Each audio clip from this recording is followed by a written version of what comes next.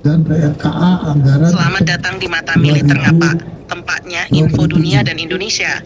Dan yang panas-panas tentang militer. Teman-teman Seruput sekalian, kopi dulu lur. Lagi ramai nih pembahasan soal Kementerian Pertahanan yang mengajukan tambahan anggaran sebesar 195 triliun rupiah untuk tahun 2027.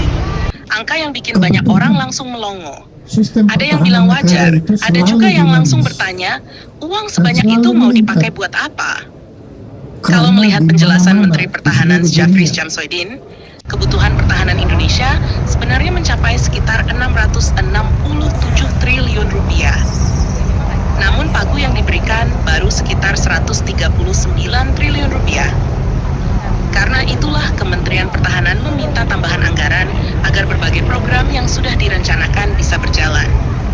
Pertanyaannya sekarang, kenapa pertahanan membutuhkan dana sebesar itu? Kalau kita lihat kondisi Indonesia, negara ini bukan negara kecil. Wilayahnya membentang dari Sabang sampai Merauke dengan ribuan pulau yang harus dijaga.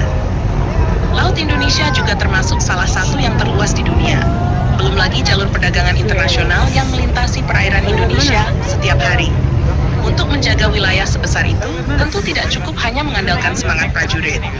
Dibutuhkan kapal perang, jet tempur, radar, satelit, rudal, drone, kendaraan tempur, hingga sistem komunikasi modern. Semua itu membutuhkan biaya yang sangat besar. Coba kita lihat kondisi alutsista Indonesia saat ini.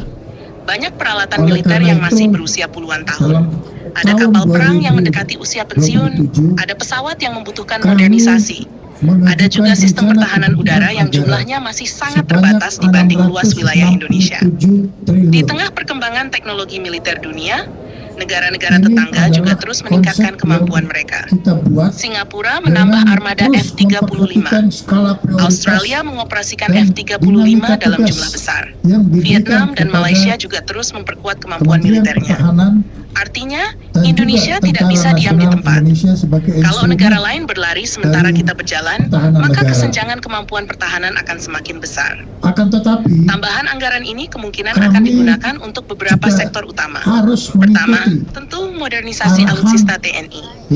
Program pembelian pesawat tempur, kapal perang radar, drone, hingga sistem pertahanan udara membutuhkan dana yang tidak sedikit.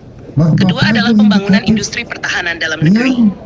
Pemerintah beberapa tahun terakhir terus mendorong agar Indonesia tidak hanya menjadi pembeli, tetapi juga mampu memproduksi sebagian kebutuhan militernya sendiri.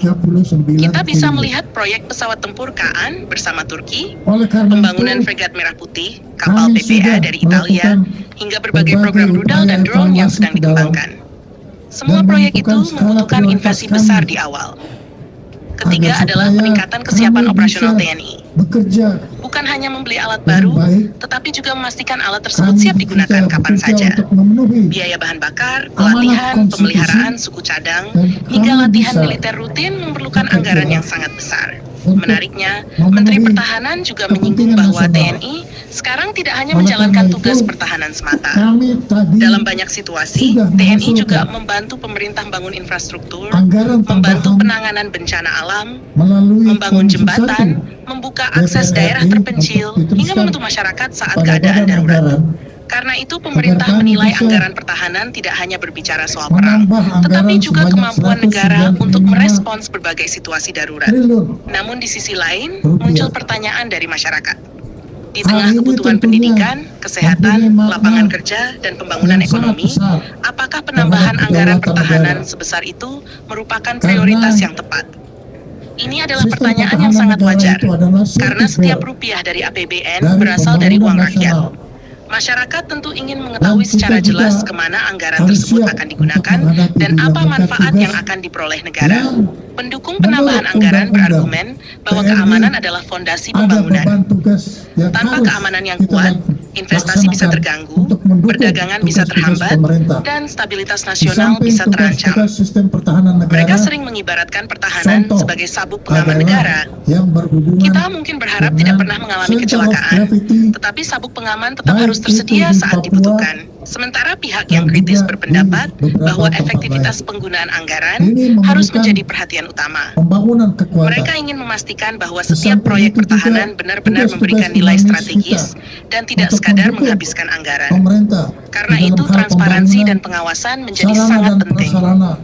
Semakin besar anggaran yang Yang dikelola, kita sudah semakin ketahui besar pula tanggung jawab untuk bekas memastikan akibat penggunaannya dari tepat bencana sasaran. alam.